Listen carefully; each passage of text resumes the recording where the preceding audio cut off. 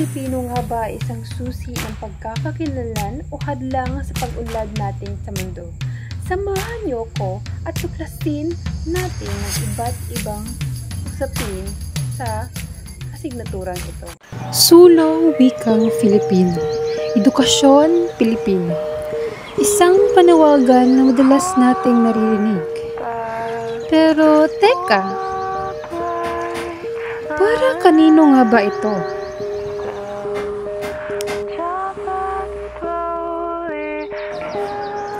Saan nga ba patungo lahat ng ito?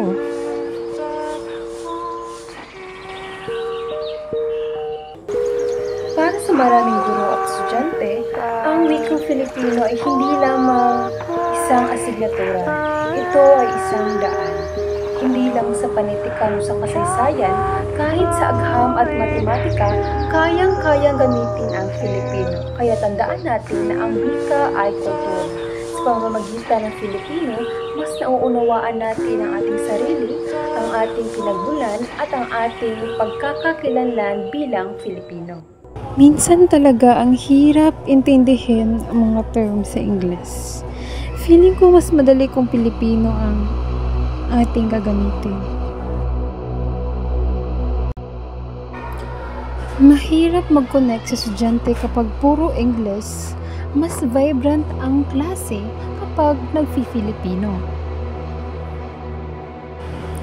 Kapag kasi Filipino ang gamit, mas nagiging open ang mga estudyante. Mas nakaka-relate sila.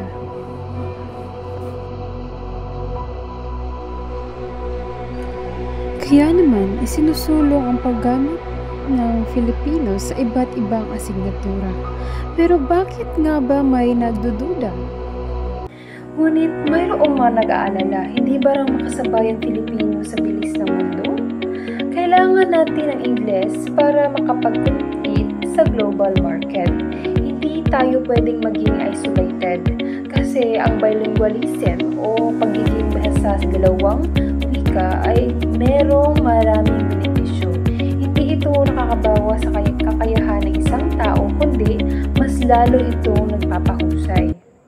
Hindi nga ba importante ang Ingles sa trabaho? Ang wikang globalisasyon? Sa ibang salita, kailangan ng Ingles para makipagsabayan sa global market kasi it's the language of opportunity.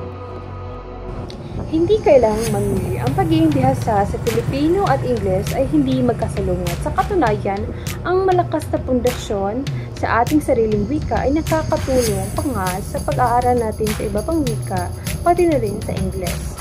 Ang wika ay hindi lamang kasangkapan sa komunikasyon, kundi ito rin ay bahagi ng ating pag-iisip kapag kasi mas malalim ang ating pagkakaintindihan.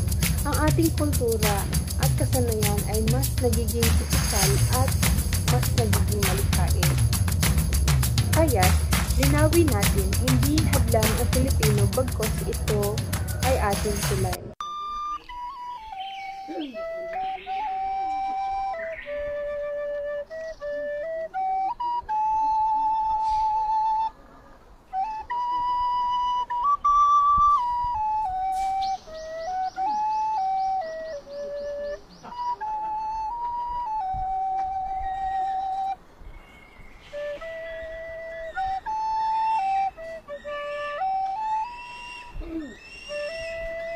Sa wikang Filipino, mas nauunawaan natin ang ating sarili bilang isang bansa.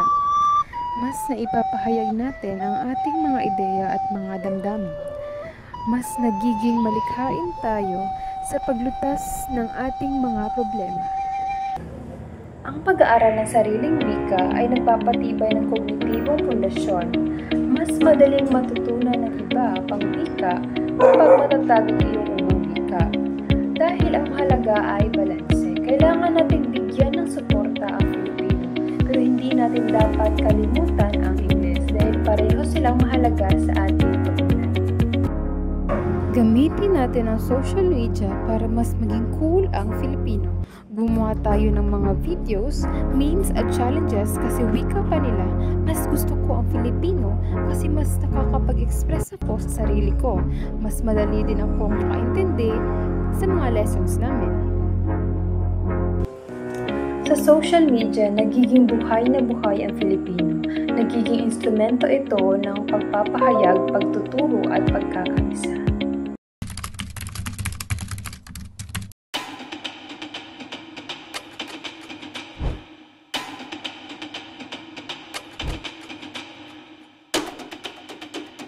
Ngunit paano ang trabaho sa ibang bansa? Hindi hadlang ang pagiging Pilipino para magtagumpay sa ibang bansa. Sa katunayan, ito pa nga ang nagpapatangi sa atin kaya hindi natin kailangan talikuran ang ating wika para umasenso. Hindi sapat ang magsalita. Kailangan natin kumilos. Pag-aralin at pagyamanin natin ang wikang Filipino.